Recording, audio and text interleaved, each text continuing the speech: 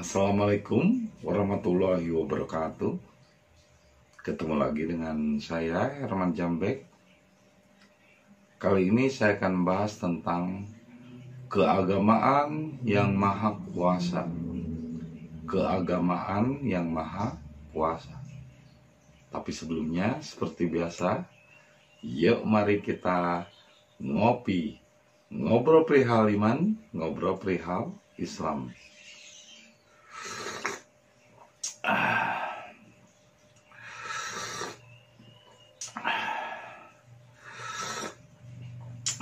Nikmatnya kopi di pagi hari.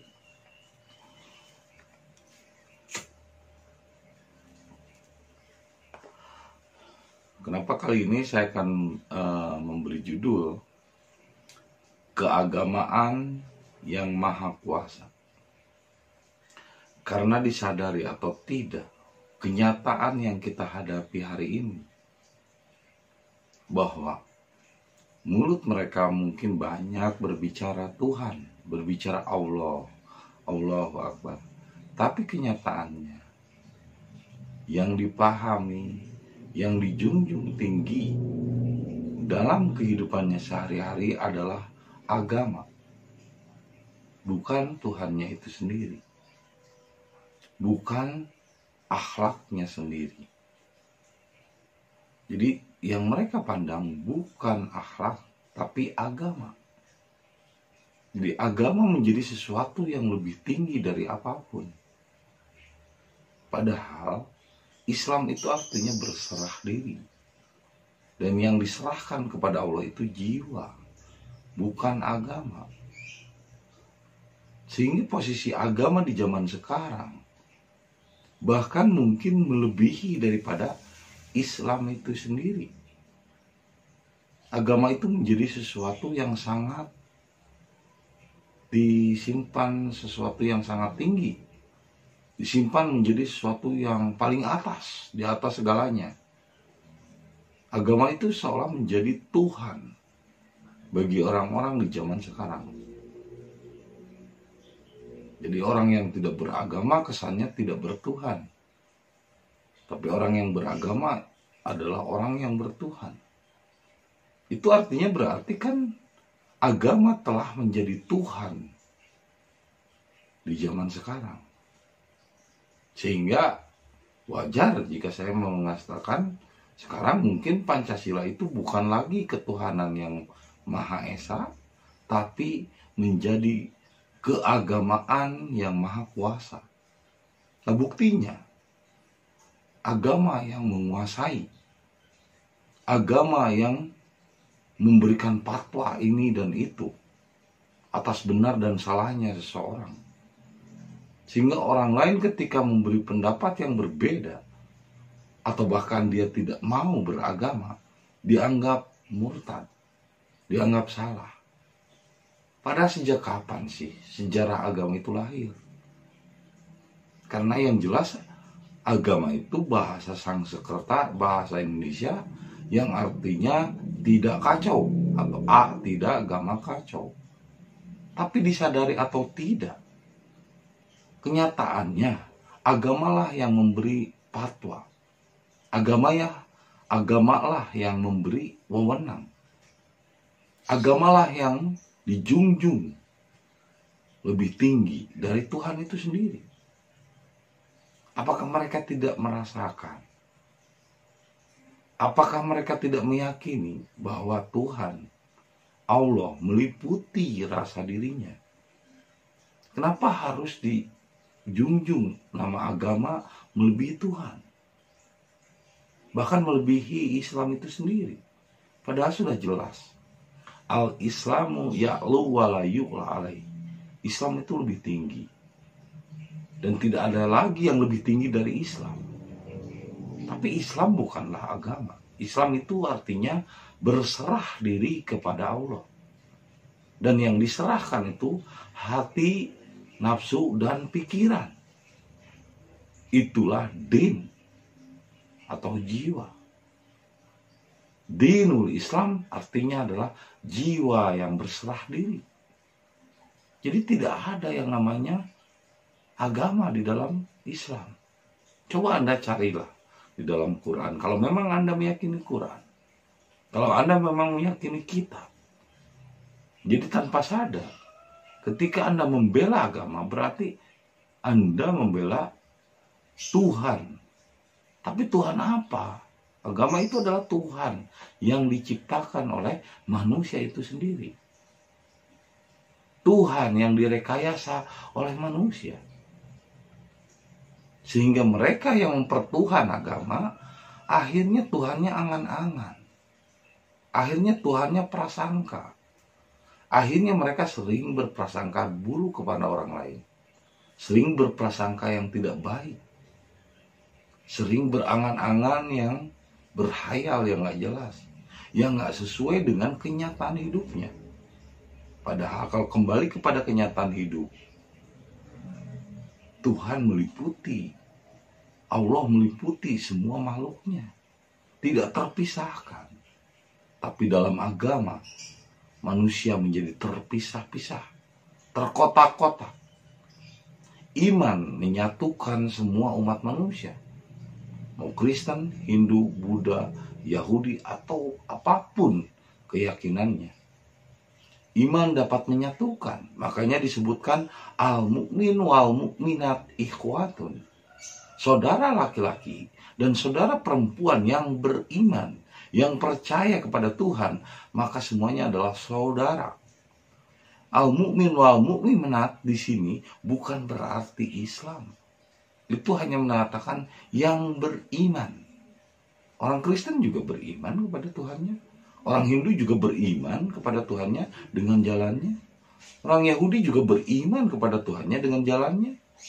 Meskipun tidak satu Islam, tapi mereka beriman, maka semuanya adalah saudara. Kenapa kita harus mengklaim mereka salah dan kita benar? Mereka melihat akhlakmu, tidak melihat keyakinanmu atau tidak melihat ilmumu. Karena gambaran dari ilmu itu adalah akhlak. Karena gambaran dari ilmu itu adalah adab.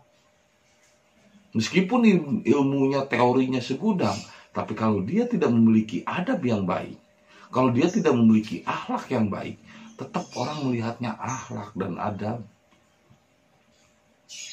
Bahkan Rasul mengatakan sesungguhnya adab atau akhlak itu lebih tinggi daripada ilmu.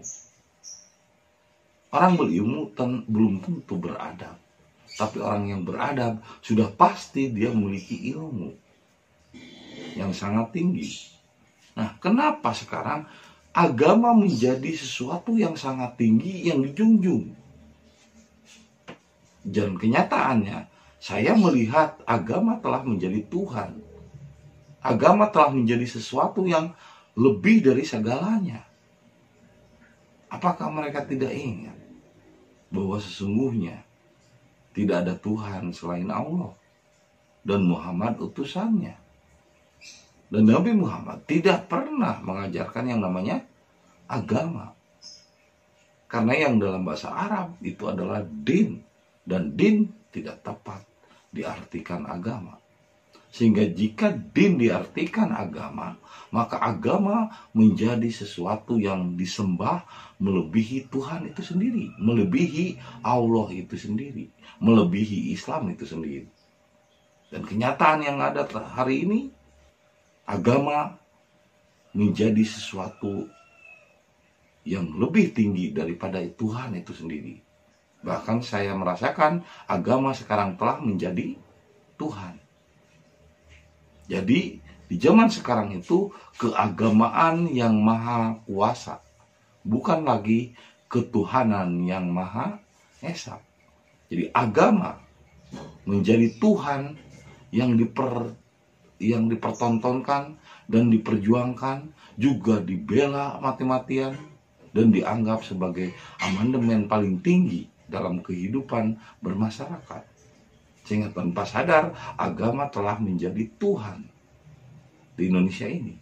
Padahal Pancasila nomor satunya adalah ketuhanan yang maha esa, bukan keagamaan yang maha kuasa. Lagi-lagi kenyataan kita tidak bisa mengelak bahwa agama menjadi Tuhan, menjadi lebih tinggi dari apapun. Sehingga kemunafikan yang muncul, mulut berkata asyhadu alla ilaha illallah wa asyhadu anna Muhammad Rasulullah, kenyataannya adalah aku bersaksi bahwa tidak ada agama yang paling tinggi kecuali Islam. Sehingga muncullah agamaku paling benar, dan tanpa sadar berarti Tuhan mereka adalah agama. Tuhan orang-orang Islam di zaman sekarang adalah agama. Padahal din yang sesungguhnya bukanlah agama, tapi jiwa. Dinul Islam, jiwa yang berserah diri. Jika jiwa telah dijadikan landasan utama manusia dan jiwanya diserahkan atau Islam, maka tidak ada ego, merasa diri paling benar, merasa agamanya paling benar. Inna dina indallahil Islam, artinya adalah sesungguhnya jiwa yang diterima kembali kepada Allah adalah berserah diri. Sehingga tidak ada yang namanya merendahkan orang lain, karena jiwa satu sama lain adalah sama. Kan nafsin wahidin, bagaikan satu jiwa. Menyakiti orang lain sama dengan menyakiti diri sendiri. Itulah jiwa. Maka terjadilah persatuan Bhinneka Tunggal Ika. Berbeda-beda tapi satu. Itulah jiwa. Tapi dengan agama, bahkan perbedaan kecil saja bisa terjadi permusuhan. Ini yang terjadi pada Nabi Muhammad. Kata Nabi Muhammad, jangan sekali-kali kamu mengkritik orang bodoh, orang jahil, orang jahiliyah. Karena kalau kamu mengkritik mereka, mereka akan memusuhimu seumur hidup. Kritiklah orang-orang yang cerdas dan bijaksana, karena mereka akan menjadikanmu sahabat, bahkan saudara. Nah, kita bersaudara dalam kejiwaan. Saya mengkritik bukan berarti saya benci Anda. Saya ingin mengajak bersama-sama menjadi saudara sejiwa. Bukan untuk memusuhi, tapi untuk merangkul. Karena jiwa dengan jiwa lain saling bersaudara. Tapi agama memisahkan, dan agama menjadi benteng, dan agama menjadi Tuhan yang lebih mulia daripada Allah dan utusannya itu sendiri. Kenyataannya orang bersahadat asyhadu alla ilaha illallah, tapi kenyataannya agama melebihi daripada Allah dan Muhammad. Itulah kenyataan yang terjadi saat ini. Keagamaan yang maha kuasa, keagamaan yang maha esa. Agama telah menjadi Tuhan dan berhala di bangsa Indonesia ini. Maka mari kita berjuang. Berserah diri itu berserah ke dalam. Tapi untuk keluar, kita harus berjuang melawan agama. Karena agama itu telah menjadi Tuhan dan berhala di negara ini. Agama telah menjadi perpecahan. Agama telah menjadi fitnah. Agama telah menjadi sesuatu yang satu sama lain akhirnya menuduh, menyalahkan, dan terjadinya peperangan, dan terjadinya kekacauan, dan terjadinya saling menuduh, dan terjadinya prasangka, dan terjadinya angan-angan. Ini terjadi satu sebabnya adalah agama. Karena agama telah menjadi Tuhan melebihi Allah dan Muhammad. Ya, itu saja yang bisa saya sampaikan malam ini. Semoga menjadi inspirasi bagi kita semua. Terima kasih atas kesediaannya menonton video saya. Dan saksikan video-video berikutnya. Jangan lupa kopi ketika otak perlu inspirasi.